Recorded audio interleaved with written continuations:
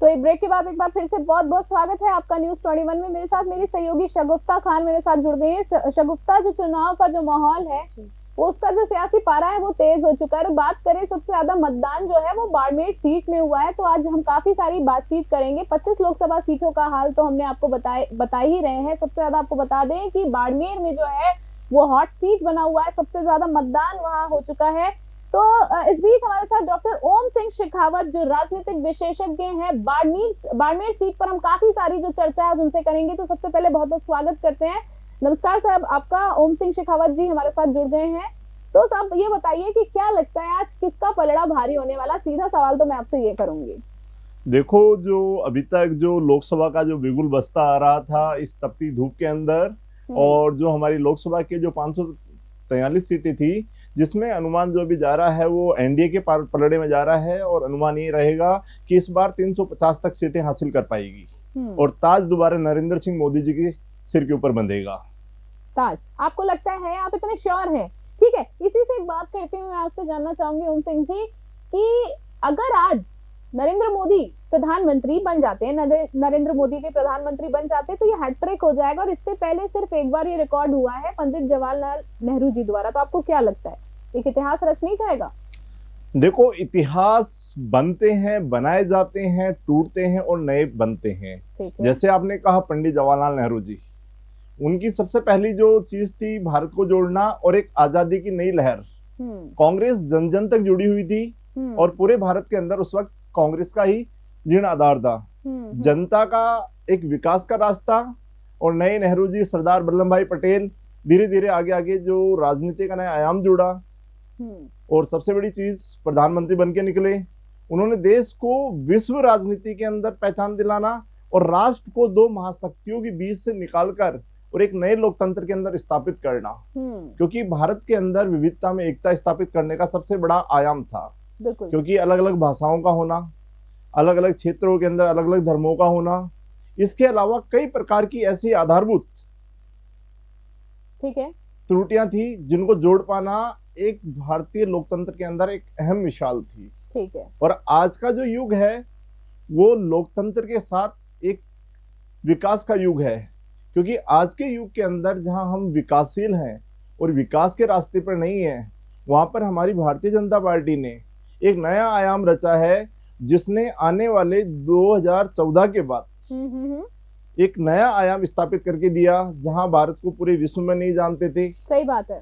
आज वहां पर एक नई तीसरी अर्थव्यवस्था बनकर जो आने वाले 5 सालों के बाद मोदी जी ने भारतीय जनमानस के लिए एक आवाज रखी है, उसको पूरा करेंगे। लेकिन आज जो प्रेजेंट टाइम के अंदर हम देखते हैं, भारत को एक अर्थव्यवस्था के रूप के अंदर वो 5वीं अर्थव्यवस्था बन चुकी है। बिल्कुल। और इससे बड़ी चीज हमारे लिए क्या होगी, क्या हो सकती है? इसके अलावा आपने देखते थे जम्मू कश्मीर के अंदर कि भारत आए दिन होते रहते थे, कभी दंगे हैं आतंकवाद को लेकर, आम जनता इससे परेशान थी। धारा अनुच्छेद 370 को हटा करके वहां पे एक राष्ट्र, एक झंडा, सही बात है, एक भाषा, इसका जो आधार रखा, ये भारतीय लोकतंत्र के लिए मजबूती रहेगी। और क्योंकि भारत के अंदर एक ही चीज है, वो है सनातन संस्कृति। भारत एक ही भाषा पर आधारित होता है। और इसके अलावा जो लोकतंत्र का नया आयाम है, ये विश्व राजनीति के लिए भारत के उभरते हुए जो नए प्रधानमंत्री है, ये विश्व के अंदर एक नई मिसाल देंगे। इसके साथ ही हमने देखा है कि जहां सैटेलाइट, जहां अमेरिका जैसे, जहां रूस जैसे, ब्रिटेन जैसे लोग अपनी एक नई क्रांति रखते थे, आज नरेंद्र मोदी जी ने आज सूचना प्रौद्योगिकी के क्षेत्र के अंदर इतना बड़ा परिवर्तन ला करके उन्होंने विश्व के अंदर एक अपना नया इतिहास बनाया है। बिल्कुल। और यह भी भारतीय जनमानस के लिए अच्छा रहेगा। बिल्कुल। ओम सिंह जी, आप काफी अनुभवी हैं, काफी लंबे समय से आप इसी क्षेत्र में हैं। अलग अलग पार्टियां, अलग अलग काम काज, आपने लंबे समय का आपको अनुभव रहा है। तो आपको क्या लगता है कि जिस तरीके से भजनलाल सरकार इस बार आई है, अभी उनका कार्यकाल बहुत ज्यादा लंबा समय का तो फिलहाल नहीं रहा है, पर क्या कुछ बदलाव देखने के लिए मिल सकते हैं राजस्थान में? क्योंकि कांग्रेस की सरकार थी पहले, अब भाजपा की सरकार आई है, तो क्या कुछ? देखो, लोकतंत्र के इतिहास के अंदर राज्यों के अंदर जो विधानसभाएं बनती है, उसका आधार जनमानस होती है। जनमानस के लिए प्रथम रास्ता होता है उनका विकास। बेरोजगारी कैसे कम होगी, रोजगार के रास्ते कैसे निकलेंगे, और जन जन तक योजनाएं सरकार की कैसे पहुंचेगी और जनता का स्वास्थ्य, शिक्षा और नए क्षेत्र कैसे मजबूत होंगे। अभी आपने देखा था कांग्रेस के अंदर जो अशोक गहलोत की सरकार थी, नए युवा परेशान थे रोजगार को लेकर। आए दिन वैकेंसियां निकलती थी, फर्जीवाड़ा होता था और पेपर लीक होते थे। चारों तरफ युवा मायूस हो चुका था। भजनलाल सरकार का एक ही आश्वासन था, हम सरकार बनाते हैं, सबसे पहले जो जिससे जनता या युवा परेशान है वो है पेपर लीक मामले से। बहुत बड़ा मुद्दा है, बिल्कुल बिल्कुल। मगर यार एक चीज और देखा गया ओम जी की कांग्रेस के मैनिफेस्टो में और बीजेपी के मैनिफेस्टो में ये बहुत बड़ा मुद्दा, दोनों ही पार्टी ने एक ही मुद्दा उठाया है, पेपर लीक का, जिसके बारे में आप बात कर रहे हैं। देखो, मामला उठा है गहलोत सरकार के अंदर। आपने देखा होगा कि कार्रवाई नहीं हो पाती थी और एक ढकोसलेबाजी रहकर कागज सीमित हो जाते थे और बंद हो जाते थे, युवा परेशान रहते थे। जैसे ही अभी भजनलाल सरकार आई है, जो विधानसभा बनी है भाजपा पार्टी के नेतृत्व के अंदर, इन्होंने तुरंत कार्रवाई करी है, कमेटियां बनी है। और बड़ा स्कैंडल जो अभी राजस्थान पुलिस के अंदर एसआई भर्ती को लेकर देखा गया था, उसके अंदर कई ऐसे लोग जो कहते हैं कि जिन्होंने टॉप किया है वो भी लोग फर्जीवाड़े के अंदर आए हैं और उनको तुरंत गिरफ्तारियों के लिए आदेश दिया गया है। ऐसे नए कार्य अभी होते रहेंगे। अभी क्योंकि लोकसभा चुनाव थे, लोकसभा चुनाव के समय पूरी आचार संहिता का माहौल था और जैसे ही सरकार का गठन होता है तो भारतीय जनता पार्टी के जो सीएम हैं भजनलाल सरकार, वो भारत के लिए और राजस्थान के लिए अच्छा कार्य करेगी। ओम सिंह शेखावत जी, न्यूज़ 21 में स्वागत है आपका। मैं ही आपसे ये पूछना चाहूंगी कि जो भी विधानसभा चुनाव हुए और लोकसभा चुनाव हुए, उसके बाद ये इल्जाम लगाया गया कि ईवीएम से छेड़छाड़ की जाती है। मैम, ये तो एक ढकोसलेबाजी है जी। अब कांग्रेस को नया रास्ता मिलेगा कहां से, जब जनता जनार्दन अपना स्वामी चुनती है। अब आप लोकसभा के अंदर देख लो, जो जनता के लिए हित के लिए कार्य कर रहे हैं नरेंद्र मोदी जी, उनको जनता अपना सर्वोपरि मान रही है। कई कार्यक्रमों को लेकर के देख लो आप, जहां महिला सशक्तिकरण का रूप जो देख लो आप, लोकसभा के अंदर जो बिल पास करना, इसके अलावा जहां महिलाएं उत्तर प्रदेश के अंदर रात को 12 बजे नहीं निकल पाती थी, आज योगी सरकार ने वहां पे कानून की मजबूती करके बिल्कुल महिलाओं को आज बदलाव दिया है। बिल्कुल। इसके अलावा आप बेटी पढ़ाओ बेटी बचाओ वाले स्कीम के अंदर आपने देखा है सरकार ने बहुत बड़ा एक्शन लिया है। इसके अलावा धीरे धीरे और भी कार्यक्रम हैं जिससे जनता जनार्दन काफी सुखी रही है। चाहे वो रोजगार का क्षेत्र हो, चाहे वो स्वास्थ्य का क्षेत्र हो, चाहे अन्य क्षेत्र ही क्यों ना हो।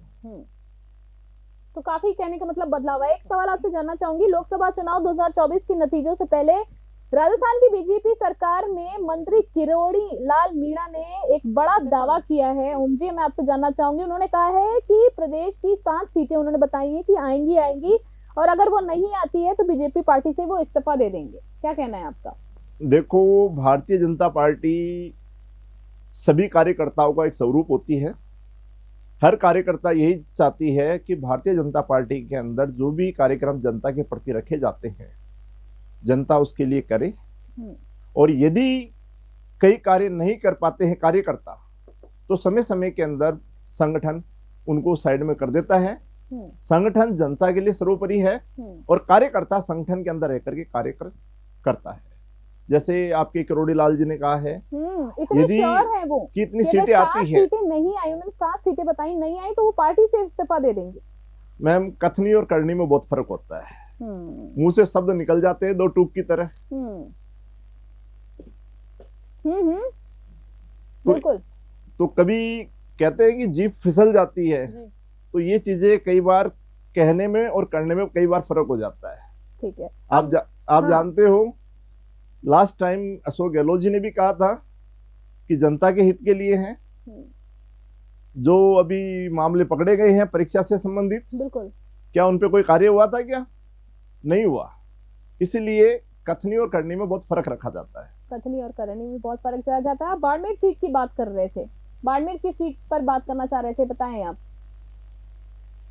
बाड़मेर सीट के ऊपर रविंदर सिंह भाटी हैं, जिनका राजनीतिक कैरियर जयनारायण व्यास विश्वविद्यालय से शुरू होता है और छात्र हित के लिए अपने कार्यक्रमों को उन्होंने हमेशा रखा।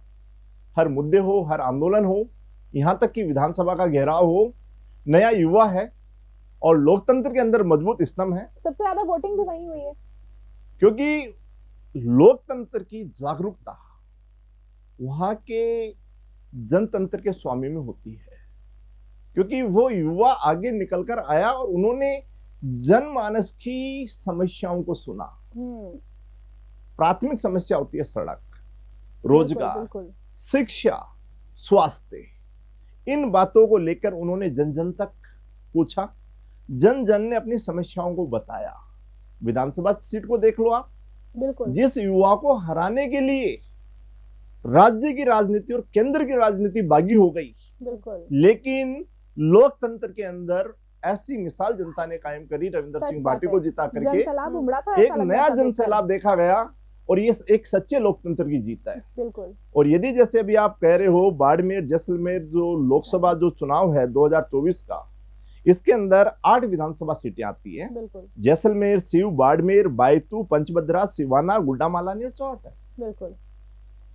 इस लोकसभा चुनाव के अंदर रविंदर सिंह भाटी की जो देवदर्शन यात्रा, वो जनता की समस्याओं के समाधान का स्वरूप। जैसे आप कहते हो जैसलमेर के अंदर रविंदर सिंह भाटी, उमेदा राम और कैलाश चौधरी। बिल्कुल, बिल्कुल। आपने तो ये भी सुना होगा, कैलाश चौधरी जी पहले केंद्रीय राजनीति के अंदर रहे हैं और इस बार जैसलमेर की सीट में उनको मुंह की खानी पड़ रही है। तो भाजपा के लिए इससे बड़ी हार का स्वरूप का कैसे होगा? बिल्कुल। जैसे हम देखते हैं कि जो जैसलमेर का जो स्वरूप है 2,05,101, और जो पेपर बेल्ट वाले जो हैं जो 79.93 का जो वहां पे नतीजा अभी वोटिंग का देखा गया, जहां सबसे ज्यादा जो वोट है वो रविंदर सिंह जी के पलड़े में पड़े हैं 1,35,000। उमेदा राम जी जो कांग्रेस के हैं जिनको 50,000 वोट मिले हैं, और यहां तक भाजपा जनता पार्टी की दिग्गज कहे जाने वाले, जिनके लिए पूरी केंद्र की राजनीति बाड़मेर के दौरों के अंदर आ गई, फिर भी कुछ नहीं हुआ, उनको 20,000 वोट मिले हैं। और यहाँ पर 85,000 वोटों से आगे जो रविंदर सिंह भाटी जी चल रहे हैं, ये लोकतंत्र की जीत नहीं होगी तो और क्या होगा? क्या पीएम मोदी फिर से अगर सिंहासन पर बैठते हैं, अगर पीएम बनते हैं, तो क्या वो संविधान में बदलाव कर पाएंगे? और देखो, जनता स्वामी है, जनता जिसको चुनेगी, और जनता का जो स्वामी होता है वो लोकतंत्र का आधार होता है, और जनता के लिए अपने फैसले लेते हैं। और जो मोदी जी है वो जनता के चहेते हैं, और संगठन का आधार उनका स्वरूप है। और लोकतंत्र के अंदर कहते हैं ना, जनता के द्वारा जनता के लिए जनता का शासन। ठीक है, तो न्याय पत्र की बात कर रही हूँ मैं। कांग्रेस के न्याय पत्र में ये मेंशन किया गया है मैनिफेस्टो में कि 21 साल से कम प्रतिभाशाली और उभरते हुए खिलाड़ियों को हर महीने 10,000 रुपए देने की बात कही है। कितना सही हो सकता है ये? मैम देखो, कागजों के अंदर बयानबाजी होती रहती है। अब कांग्रेस ने कहा है तो उनकी भी देख लेंगे। कितना लगता है कि सिर्फ बातें हैं, कागजी बातें हैं, ये सच साबित हो सकती है? राजा, आपको कितना यकीन है कितनी सीटें मिल सकती हैं कांग्रेस को इस बार बात करें तो? कांग्रेस को जो मुझे लग रही है, काफी सारी यात्रा की है इस बार राहुल गांधी जी ने, क्योंकि मैडम यात्राओं के अंदर संस्कार भूल जाते हैं राहुल गांधी जी। बयानबाजी काफी हुई है इस बार, बयानबाजी याद है आपको? अब देखो, राजनीति के अंदर आप कहते होंगे तर्क नहीं होंगे तो कैसे पता चलेंगे। अब मोदी जी कार्य करते जा रहे हैं और विपक्ष तर्क नहीं करेंगे, उनके कोई फर्क पड़ता है क्या? वो कहते हैं ना कि कर्म करते जाओ, फल की चिंता मत करो, ये गीता में भी कहा गया है। तो लोकतंत्र के अंदर जनता कर्म को देखती है, और आलोचना किनकी होती है? अच्छों की होती है, जो तरक्की करते हैं। ये तो चाणक्य ने भी कहा है, जनता जनार्दन है। भाजपा के मैनिफेस्टो में ही मेंशन किया गया है कि भाजपा ने देश को ग्लोबल मैन्युफैक्चरिंग हब बनाने और इस क्षेत्र में रोजगार बढ़ाने की दिशा में निरंतर काम किया है, और वादा करती है कि अगर इस बार वो सत्ता में आती है तो ग्लोबल मैन्युफैक्चरिंग को काफी फायदा मिलेगा। क्या मानना है आपका? ये बात हकीकत है। गुजरात का बदलता हुआ स्वरूप देख लो आप, जो पुराने रेलवे स्टेशन थे आज उनका आप स्वरूप देख लो। और गुजरात की अगर आपने बात की है तो बीजेपी के दामन में सुबह होते ही जो वोटिंग जो शुरू हुई है, एक सीट जो है गुजरात से बीजेपी को मिल गई। इस पर भी हम आपसे आपकी राय जानना चाहेंगे। जनता कार्य को नमस्कार करती है, और जहां कार्य दिखेगा जनता को, जनता उस संगठन को जिताएगी। वो चाहे भाजपा हो, चाहे कांग्रेस हो, चाहे अन्य दल ही क्यों ना हो। राजस्थान में कांग्रेस को कितनी सीटें मिल सकती है? राजस्थान के अंदर जो कांग्रेस को जो मुझे लग रहा है 2 से या 3 सीट मिल सकती है। ठीक है, एक आपकी चुरू वाली सीट जिसको हॉट सीट माना जा रहा है राहुल कसवा जी की, और दूसरी सीट है जो जोधपुर लग रहा है। जोधपुर। जयपुर सीट के लिए क्या कहना चाहेंगे? जयपुर सीट जनता स्वामी है, और जनता ने जो अभी भाजपा भारतीय जनता पार्टी की जो उम्मीदवार है मंजू शर्मा जी, उन्हीं का पलड़ा भारी दिख रहा है और अच्छे वोटों से विजयी होंगी वो। बीजेपी की मैनिफेस्टो में चीज मेंशन की गई है, नारी न्याय के तहत गरीब परिवारों को एक महिला को, हर घर से एक महिला को सालाना 1 लाख रुपए की मदद मिलेगी। देखो, राष्ट्र का सर्वोपरि जो स्तंभ संविधान होता है, और संविधान के तहत लोकतंत्र का संचालन होता है, और जो राजनीतिक दल सत्ता में जीत कर आते हैं और जो अपनी नियम या नीतियां बनाते हैं या कार्यक्रम बनाते हैं उसको पूरा करते आ रहे हैं और कर भी रहे हैं।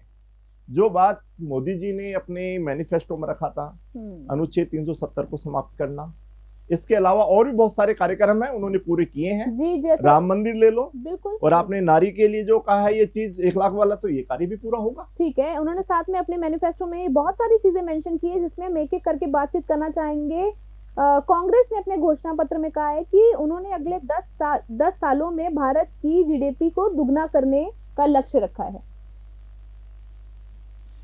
अब आप कह रहे हो कांग्रेस ने कहा है कि जीडीपी को दुगना करने का उन्होंने लक्ष्य रखा है 10 वर्षों में भारत की जीडीपी को। पहले सत्ता तो हासिल कर ले, सत्ता के लोकतंत्र में आएंगे तभी तो कार्य पूरा कर पाएंगे। आपके कम शब्दों में मुझे ये चीज समझ में आ रही है कि आप आश्वस्त हैं कि बीजेपी इस बार जीतने वाली है, पीएम मोदी एक बार फिर से प्रधानमंत्री बनने वाली है। इतनी तो बात मुझे आपकी इतनी बातों में समझ में आ गई है। कांग्रेस की हर बातों का जवाब आपने मुस्कुरा कर दिया है। क्योंकि राजस्थान में बीजेपी को कितना नुकसान हो सकता है? राजस्थान में जो बीजेपी को जो नुकसान है वो 4 से 5 सीटों का होगा, इससे ज्यादा नहीं है। ठीक है। क्षत्रिय समाज ने काफी रोष व्यक्त किया था इस बार। हमारे यहाँ पे मकराना साहब आए थे, उन्होंने बताया था कि कुछ बयानबाजी के चलते उन्होंने बताया कि वो बीजेपी के हमेशा से क्षत्रिय समाज है। क्योंकि आप क्षत्रिय समाज से आते हैं तो ये मेरा बहुत अहम सवाल आपसे है कि हमेशा से भाजपा के समर्थक रहे हैं, पर कुछ विवादों के चलते उन्होंने कहा था कि कुछ जो वोट जो है बीजेपी को कम मिलेंगे, तो इन चीजों के चलते कम मिलेंगे। इस बारे में थोड़ा सा विस्तार से हमें बताइए। देखिए, मैं क्षत्रिय समाज से हूँ, और जैसे आपने कहा है कि क्षत्रिय समाज जो अभी भारतीय जनता पार्टी के लिए रोष का प्रतीक हुआ था, बिल्कुल, भारतीय जनता पार्टी ने जगह जगह जाकर के जो भी क्षत्रिय समाज के कार्यकर्ता थे उनको आश्वासन दिया और उनके प्रति हित साधा, और वो कार्य करके उन्होंने दिखाया, जिसका मुख्य उदाहरण आपका भी जो डिप्टी सीएम दिया कुमारी जी हैं, जो जनता जनार्दन के लिए आगे से आगे चलकर कार्य कर रही हैं, और एक नया इतिहास उन्होंने रच दिया है, और राजस्थान के अंदर कार्य उनके दिखाई दे रहे हैं। ठीक है। और जो क्षत्रिय समाज है वो रोष में अब नहीं है, और वो आगे हमेशा जो देश के और जो राज्य के जो लोकतंत्र का स्तंभ जो है अभी विधानसभा के अंदर भजनलाल सरकार है, भजनलाल सरकार के साथ में और भी कई मंत्रिमंडल के अंदर लोग बैठे हुए हैं, उनका पूरा साथ है और सर्वोपरि है, और कार्य दिख रहा है। तो कहने का मतलब है कि बीजेपी पार्टी को कहीं ना कहीं जो क्षत्रिय समाज के द्वारा है, कहीं बहुत बड़ा झटका नहीं मिलेगा। क्योंकि जैसे कि मैंने बताया, मकराना साहब आए थे तो उनसे बातचीत की थी हमने, उनका एक इंटरव्यू में उन्होंने कहा था कि बहुत हमेशा से समर्थक रहे हैं, पर इस बार थोड़ी वोटों से जो नुकसान जो बीजेपी पार्टी को है क्षत्रिय समाज द्वारा हो सकता है। पर जैसे कि आपने बताया कि काफी सारी वार्तालाप हुई, उसके बाद उन्होंने धरातल पर जाकर काम भी किया है, जिससे कहीं जो वोट बैंक पे नुकसान ज्यादा देखने को नहीं मिल सकता है। शगुफ्ता, मैं आपसे चाहूंगी इनसे वार्तालाप जारी रखें उनजी से। देखो, महिपाल सिंह मकराना कर्णी सेना के काफी युवा, ऊर्जावान और काफी मेहनती, और समाज के बीच में उनके हितों को सर्वोपरि रखते हैं। समय समय पे जो भी क्षत्रिय समाज की समस्याएं आती हैं उनका निराकरण करते हैं, और सुखदेव सिंह गोगामेडी के साथ काफी उनकी मुलाकात भी रही है, और इसके पहले राजवी साहब थे तो उनके मार्गदर्शन में इन्होंने कार्य किया है। और क्षेत्रीय समाज के अंदर जो महिपाल सिंह मकराना जी की जो बातें थी, जो नाराजगी थी, संगठन से मिलकर के उन्होंने, और जो जनता जनार्दन के जो नेता प्रतिपक्ष, चाहे वो कांग्रेस हो चाहे भारतीय जनता पार्टी हो, इसके अलावा आपने देखा होगा रविंदर सिंह भाटी, बिल्कुल, आपने जो बाड़मेर, जैसलमेर, बालोतरा का जो सबसे हॉट जो अभी बताया जा रहा है, कहते हैं कि सांसारिक लोकतंत्र के अंदर रविंदर सिंह भाटी, जिनको लोग जनता पहचान रही, इतना युवा, अभी आपने देखा होगा लंदन से बुलावा आया था उनका, बिल्कुल। और इससे बड़ा लोकतंत्र का आधार क्या होगा? तो महिपाल सिंह जी मकराना जो अभी हैं वो संगठन से काफी आश्वस्त है और क्षेत्रीय समाज से काफी अच्छे जुड़े हुए हैं ठीक है, और ऐसी कोई नाराजगी नहीं है। ठीक है। शेखावत जी, एक महंगाई को लेकर अगर हम बात करें तो अभी जो टोल टैक्स बढ़ा दिए गए हैं हाँ और दूध की भी रेट बढ़ा दी गई है, हाँ क्या कहना चाहेंगे आप महंगाई को लेकर? मैम, अभी जो आप बता रहे हो दूध के ऊपर जो अभी 2 रुपए 2 बढ़े रुपए हैं टैक्स, प्रति लीटर बिल्कुल जो 2 बढ़े रुपए हैं, सीधा जो रेट है वो इसके बढ़ेगा। अलावा अभी जो टैक्स अभी जो बढ़ते जा रहे हैं गाड़ियों के ऊपर, मैम देखो समय समय के अंदर जैसे जैसे विकास होता रहता है वैसी चीजें बदलती रहती हैं। विकास होता है, चीजें लेकिन- बदलती है, पर सीधा 2 रुपए बहुत बड़ा हाइक नहीं लगता है आपको? जो गरीब तबके के लोग हैं वो क्या करेंगे? देखो इसका असर तो देखो रोजगार जो लोग करते हैं उनके असर पड़ता नहीं है और बाकी सरकार इसके ऊपर कार्य करेगी। जैसा लगता है परिवर्तन होते रहे हैं। यदि मैं आज से आपकी 15 साल पहले की बात करूं, दिल्ली के अंदर जब मैं रहा करता था वहां पे दूध उस वक्त 45-50 रुपए था। हम्म, तो यदि 15 सालों को आज मैं राजस्थान के अंदर देखूं या पूरे भारत के अंदर देखूं, अभी 2 रुपए बढ़े हैं, तो वो 15 साल पहले का दिल्ली का जो दूध की कीमत और आज के दूध की कीमत वो देखना चाहिए, तो 100 रुपए बढ़ना चाहिए, हम्म। है या नहीं है? तो 50-52 जो दूध चल रहा है मैम, इतनी कोई महंगाई की स्वरूप में नहीं देखा जाता ये। काफी ठीक है, ये बेरोजगारी भी अपना- तो कंटिन्यूटी में चल रही है ना? बेरोजगारी का जो कारण है, देखो युवा प्रतिभावान है, शिक्षा का स्तर ज्यादा बढ़ रहा है। पर इतने मौके भी तो, इतनी नौकरियां भी तो होनी चाहिए। देखो नौकरियां जो है आज आप प्राइवेट नौकरियां निकलती भी हैं, उसके बाद उनकी भर्ती होती नहीं है, लंबे लंबे समय रिजल्ट तक नहीं आ पाते हैं। रिजल्ट नहीं निकल पाता है। कभी विधानसभा चुनाव हो जाते हैं, कभी लोकसभा चुनाव, कभी कुछ, मगर इसमें होता ये है कि आम जनता जो है, आम युवा है, वो पिसता है। अभी जो भारतीय जनता पार्टी की सरकार है, भजनलाल सरकार, इन्होंने आश्वासन दिया है जैसे लोकसभा चुनाव होता है, लोकसभा चुनाव हो चुके हैं, आज 4 जून को नतीजे आ जाएंगे, शाम तक मिठाइयाँ चारों तरफ बांटी जाएगी। 2 दिन के बाद जैसे ही सरकार का गठन होता है, आचार संहिता आज वैसे समाप्त हो जाएगी, आप जान ही रहे हो। आचार संहिता समाप्त होने के बाद में जो भी एग्जाम हुए हैं उनके बिल्कुल। धीरे धीरे रिजल्ट निकलते मैं जाएंगे उसी बारे में बात ही कर रही थी, जिसके बारे में आपने जवाब दिया। जी जारी रखें। और रिजल्ट निकलते जाएंगे और युवाओं को धीरे धीरे जो भी रोजगार जिस क्षेत्र के अंदर जाना चाह रहे हैं उनको रोजगार मिलेगा। मिलेगा। चलिए हम एक बार फिर से आपको बता दें कि 25 लोकसभा सीटों का अगर हम आपको हाल बताएं तो प्रदेश में सबसे ज्यादा मतदाता जो है पाली लोकसभा सीट पर, जहां पर 23,43,232 थे, जबकि सबसे कम मतदाता दौसा लोकसभा सीट पर 18,99,304 थे। लेकिन सबसे ज्यादा वोट बाड़मेर सीट पर पड़े हैं, 16,75,288 करीब की हम जो बात करें वहां पे वोट पड़े हैं। यहाँ बाद में एक मतदाता केंद्र पर रिपोलिंग भी हुई है, उसे माइनर सा जो है उसमें बदलाव भी किया गया है, जैसे कि ओम जी ने बात की। तो ओम जी थोड़ी सी बात कर लेते हैं, कांग्रेस की न्याय पत्र में क्या क्या बातें हैं। काफी सारी इसमें जो 5 मुख्य बातें लिखी गई हैं, और हम आपसे ये भी जानेंगे कि अगर सरकार बनती है तो क्या क्या मिलेगा। तो सबसे पहली बात करें तो हिस्सेदारी न्याय की बात की गई है न्याय पत्र में कांग्रेस के। इसके तहत जाति जनगणना कराने की जो है गारंटी दी गई है। मैम पहले सरकार तो बन ले। फिर से आपका ये जवाब, सरकार जी। तो बन ले। चलिए ठीक है, फिर भी अगर बनती है तो आपको क्या लगता है कितनी अपनी वादों पर खरी करती है? क्योंकि इनकी मैनिफेस्टो में 5 जो मुख्य बातें, उनमें से सबसे पहला पॉइंट ये है। हमारी मारवाड़ की कहावत है कि रेगिस्तान में जो तपता हुआ पेड़ उगता है उसी को पता है कि जनता जनार्दन का कार्य कौन करेगा। तो कांग्रेस तो तपती हुई धूप में दिख ही नहीं रही, ठीक है। और ताज जो दिख रहा है नरेंद्र मोदी जी के सिर पे दिख रहा है, और इस बार भाजपा अपनी हैट्रिक को पूरा करेगी। हैट्रिक को पूरा करेगी। सरकार देखिए, इसमें है मेंशन किया गया है कांग्रेस सरकार के लिए कि अगर सरकार बनती है तो कांग्रेस की सरकार बनने पर महिलाओं को 6,000 रुपए जो प्रति माह दिया जाएगा। साथ ही मेंशन किया गया है केंद्र सरकार की नौकरियों में 33% का आरक्षण भी मिलेगा अगर कांग्रेस की सरकार आती है। हाई कोर्ट, सुप्रीम कोर्ट में महिला जजों की संख्या बढ़ाई जाएगी। इस पर आपका क्या कहना है? गैस सिलेंडर की बात मैं करना चाहूंगी, ये बहुत बड़ा जो मुद्दा है, आम मुद्दा है गैस सिलेंडर का। तो इसमें गैस सिलेंडर की जो कीमतें हैं उसमें कटौती की जाएंगी। तो ये क्या खेल चल रहा है? कोई बढ़ाता है, कोई घटाता है, क्या कहना है आपका? देखो जनता जो होती है वो लोकतंत्र का आधार स्तंभ होती है, और अभी आप कह रहे थे 2014 से पहले कांग्रेस थी, उसके बाद क्यों नहीं आई? कुछ ना कुछ कमी उनकी मैनिफेस्टो में रही होगी, जनता को ढोकसले की राजनीति सिखा रही होंगी। आपने देखा होगा कई कार्य करने होते थे वो क्यों नहीं हो रहे हैं पूरे। जनता कार्य को मांगती है, और वर्तमान युवा पढ़ा लिखा हुआ है, और जनता जैसा चाहती है, और जो संगठन जनता के लिए कार्य करेगा जनता उसको चुनकर लाएगी। 2014 के बाद में नरेंद्र मोदी हैं, उन्होंने जनता के लिए कार्य किए हैं और करते जा रहे हैं। और जो उन्होंने अपने मैनिफेस्टो में जो जो उन्होंने कहा था, पॉइंट्स हैं, जो पॉइंट्स रखे थे, उनको पूरा किया। राम मंदिर बनवाना, अनुच्छेद 370 को खत्म करना, ठीक है। इसके अलावा और भी कई एनआरसी जैसे कई मुद्दे थे। पर गैस सिलेंडर के रेट तो बढ़ गए हैं ओम जी, कुछ भी कहिए आप। देखो, जहां गैस सिलेंडर की बात है, धीरे धीरे आपने देखा होगा जो उज्ज्वला कनेक्शन योजना है, वहां पे भारत सरकार के अंदर जो संगठन में है भारतीय जनता पार्टी, नरेंद्र मोदी जी, उन्होंने उसके ऊपर भी कब कम किया है आप देखते हो। क्योंकि जो उज्ज्वला योजना किसके लिए है? जो गरीबी रेखा से जीवन नीचे यापन करते हैं उनके लिए है। जो लोग मध्यम वर्ग है या उच्च वर्ग है, उनके लिए कीमत का एक सही जायजा एक जैसा रहता है।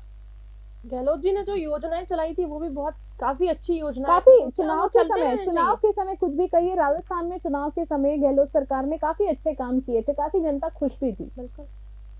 देखो, एक कहावत है कि मारवाड़ के अंदर कि मेहमान आवा भी की खातरदारी तो आपा घणी जोर की कर रहा, बढ़िया बढ़िया खाट पे चादर बिछावा, बढ़िया आप बिग मायने साग परोसा।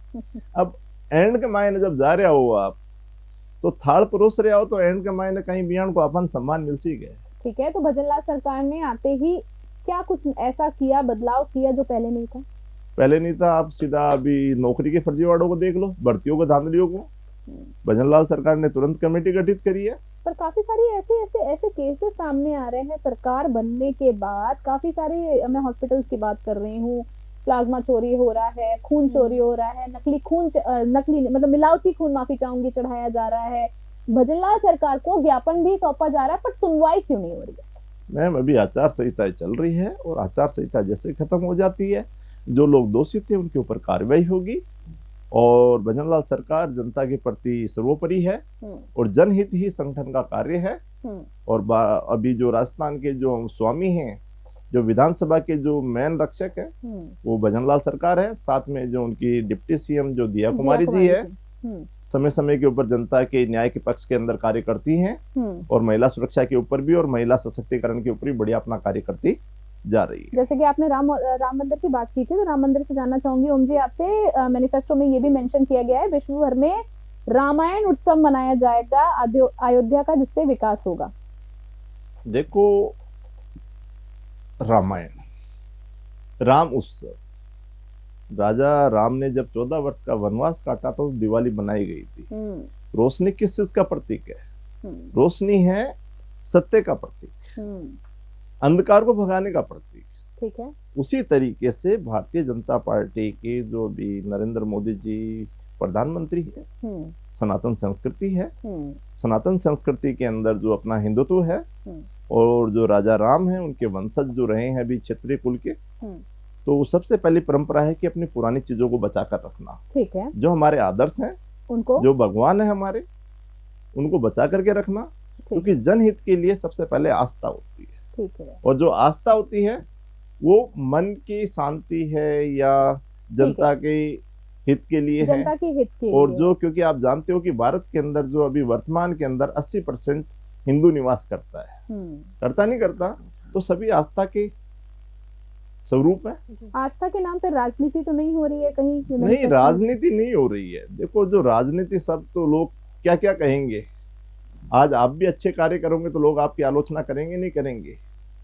करेंगे नहीं करेंगे? जैसे पहले करप्शन फैला हुआ था, भ्रष्टाचार, ठीक है, कम था क्या?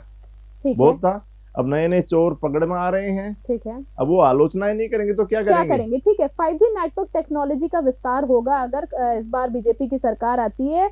सबसे बड़ी बात है 6G पर काम करेंगे, सब कुछ इंटरनेट पे आधारित है। तो इस तरह की जो घोषणाएं हैं, आपको क्या लगता है आगे तो भारत का विकास और किस तरीके से हो सकता है? आज देखो, जापान जैसे शहर, अमेरिका जैसे शहर, आप अपन 5G की बात कर रहे हैं, वो पता नहीं कितने आगे बढ़ रहे हैं। देखो, जापान जैसे जितनी सुविधाएं राष्ट्र के विकास के लिए होंगी, 5G की बात कर रही है, जनता कितने आगे बढ़ रहे हैं। देखो, जनता को जितना मदद मिलेगा राष्ट्र की और सूचनाएं की जनता तक, जनता कितने आगे बढ़ रहे हैं। शीघ्र जितना मदद मिलेगा राष्ट्र की और सूचनाएं 2025 में शीघ्र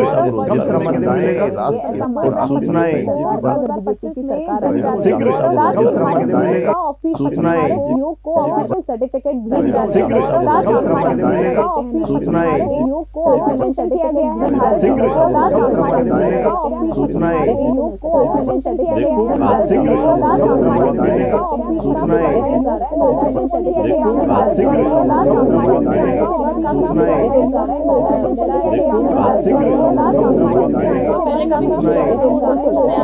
जैसे आपसे पहले काफी कुछ कहते थे वो सब कुछ नया नया जैसे आपसे आज आप पहले काफी कुछ कहते थे वो सब कुछ नया नया जैसे आपसे आज आप आगे निकले पहले काफी कुछ कहते थे वो सब कुछ नया नया जैसे आपसे आज आप आगे निकले पहले काफी कुछ कहते थे वो सब कुछ नया नया जैसे आपसे हर तरह है ठीक है, और हमेशा रहेगा। हमेशा रहेगा। और आपको पता है कि पूरा संसार जो आज है, आपको इतना भी पता है कि वेदों का ज्ञाता खुद भारत है या नहीं है?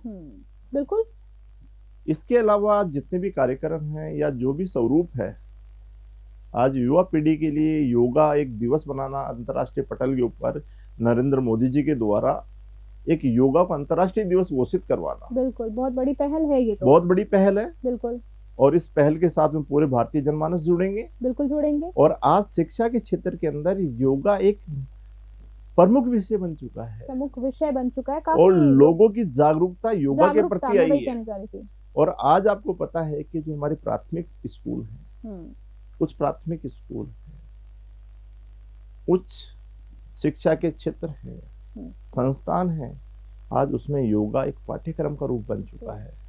लाखों युवा इसके अंदर अपने रोजगार को तलाश रहे हैं, और भारतीय जनमानस जो करोड़ों की आबादी के अंदर है, जिनके कारण उनका स्वास्थ्य भी अच्छा रहेगा। बिल्कुल ठीक है, सही कह रहे हैं आप। साथ में मेंशन किया गया है कि अगर इस बार बीजेपी की सरकार आती है तो ओबीसी एससी एसटी समुदाय को जो जीवन के हर क्षेत्र में सम्मान अधिकार मिलेगा। ये बहुत बड़ा मुद्दा है, क्योंकि जाति के नाम पर राजनीति तो आपने देखा होगा कि हमेशा से होती है ही है। और बीजेपी सरकार का दावा है कि इस बार अगर वो पार्टी आती है, लोग उनको मौका देते हैं, तो हर क्षेत्र में उनको बराबर का सम्मान दिया जाएगा। कितना सच साबित होते दिख रहा है आपको ये चीज? देखो, अपन बात करते हैं शिक्षा के अधिकार की।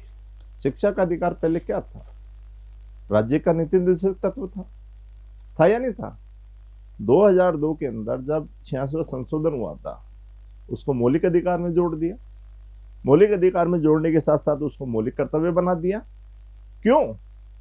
क्योंकि संविधान के लिए हर व्यक्ति भारत का नागरिक है, और भारत के हर बच्चों को निःशुल्क और अनिवार्य शिक्षा मिले, ताकि कोई भी बच्चा अनपढ़ नहीं रहे, शिक्षित बने। ठीक है। जैसे आपने बात करी ओबीसी की, संविधान ये नहीं कहता जब आप रोजगार लेने जा रहे हो तो आप किस जाति से। हाँ, जो लोग पिछड़े हुए हैं उनको भारत सरकार ने आरक्षण दे रखा है।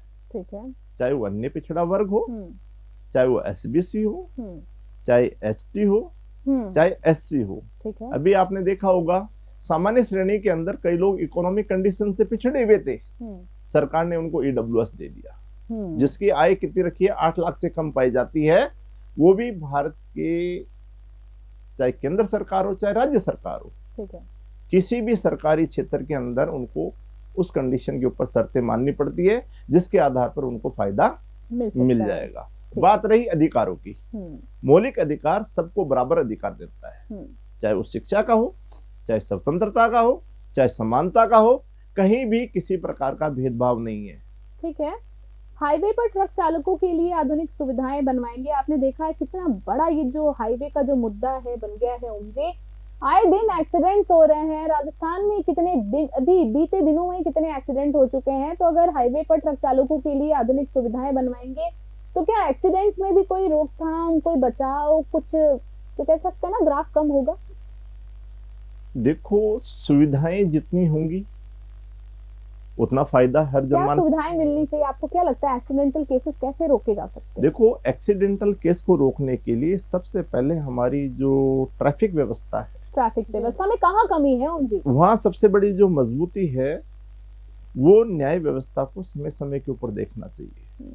सबसे पहले जो हमारी जो लाइसेंस प्रणाली है बहुत सही बात कह रहे हैं। लाइसेंस प्रणाली के अंदर आप देखते होंगे, अभी आपके कुछ समय पहले आपने देखा होगा कि कई बड़े ऐसे बस पैसे दिए, बहुत सही बात कह रहे हैं उनकी ना कोई प्रॉपर ट्रेनिंग हो रही है, बिल्कुल सही कह रहे हैं और कुछ दलालों के जो बाहर बैठे रहते हैं उनके चक्कर के अंदर बिल्कुल पूरी निष्पक्ष होके बिल्कुल सही बात कह रहे हैं। जो हकीकत बात है, बिल्कुल बिल्कुल जी, सबसे बहुत heavy पहले loaded। अपनी जो ट्रांसपोर्ट जहाँ से लाइसेंस बनता है उसको प्रॉपर मजबूत करना चाहिए। बिल्कुल सही, कानून सख्ती होनी चाहिए कहने यदि का मतलब सख्ती है। होगी तो नियम सही तरीके से बने। बहुत सही बात है।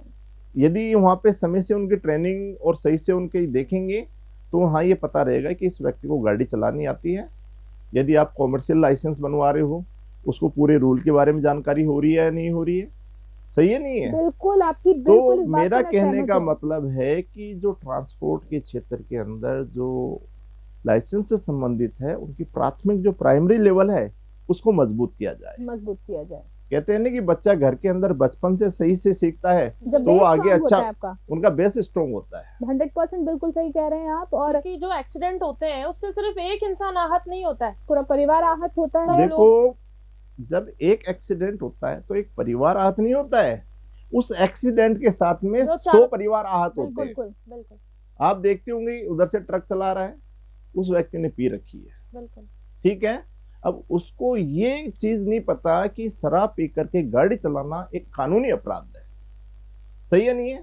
सर पता तो सबको होता है, पर कहीं ना कहीं मुझे लगता है कि कानून अगर सख्त हो जाए, थोड़ा सख्ती बढ़ती जाए, जैसे आपने बहुत बढ़िया एक लाइसेंस वाली बात कही कि छोटे छोटे बच्चों का लाइसेंस पकड़ा दिया जाता है। हमारे न्यूज 21 के एडिशनल डायरेक्टर संजीव प्राशर जी एक है, तो वो इस वक्त फिलहाल यूएसए ऑस्टिन में, उन्होंने बताया कि वहाँ 16 साल के जो बच्चे होते हैं, यहाँ 18 साल अपने एज है, पर वहाँ 16 साल के बच्चों को पहले तो स्कूल की तरह पढ़ाई होती है, वहाँ पे लाइसेंस के लिए पढ़ाई होती है, उसके बाद एग्जाम्स होते हैं, एग्जाम्स के बाद आपको जब आप एग्जाम क्लियर करते हो तब आपको लाइसेंस दिया जाता है। तो इस तरह की मुझे लगता है कानून व्यवस्था हमारे भारत में भी ऐसी आ जाए। प्रणाली को भारत में भी लाना जरूरी चाहिए, है। बिल्कुल। और जो भारत के अभी जो नितिन गडकरी जी थे, जो भी हाईवे के ऊपर जी, है, जी, धीरे जी। धीरे कार्य कर रहे हैं और न्याय व्यवस्था को भी धीरे धीरे मजबूत कर रहे हैं। जो कमी है वो क्या नीचे स्तर में हो जाती है। बिल्कुल सही कह रहे हैं आप। यदि नीचे वाले स्तर मजबूत होंगे तो अपने आप व्यवस्था तो सुधरी सही हो जाएगी। चलिए ओम सिंह शेखावत जी हमारे साथ हैं। ओम सिंह शेखावत जी, हम आपको बहुत बहुत धन्यवाद देना चाहते हैं कि आज आपने हमारे लिए अपना समय निकाला। बहुत बहुत शुभकामनाएं देना चाहते हैं आज के चुनावी पर्व के लिए आपको, और हम चाहेंगे कि हम फिर से आपसे जोड़ेंगे, पर अभी के लिए बहुत बहुत धन्यवाद कि आपने हमको अपनी राय व्यक्त की। आप राजनीतिक विशेषज्ञ हैं, काफी लंबा अनुभव है आपको। हम फिर से चाहेंगे कि आपके साथ जुड़े। अभी के लिए बहुत बहुत धन्यवाद आपका, और बहुत बहुत शुभकामनाएं। धन्यवाद आपको भी, आज आपने मुझे बुलाया और मेरी बातें आपने रखी। हम चाहेंगे कि फिर से आए ओम सिंह जी आप। धन्यवाद। धन्यवाद। तो वक्त हो चला एक छोटे से ब्रेक का, मिलते हैं ब्रेक के बाद।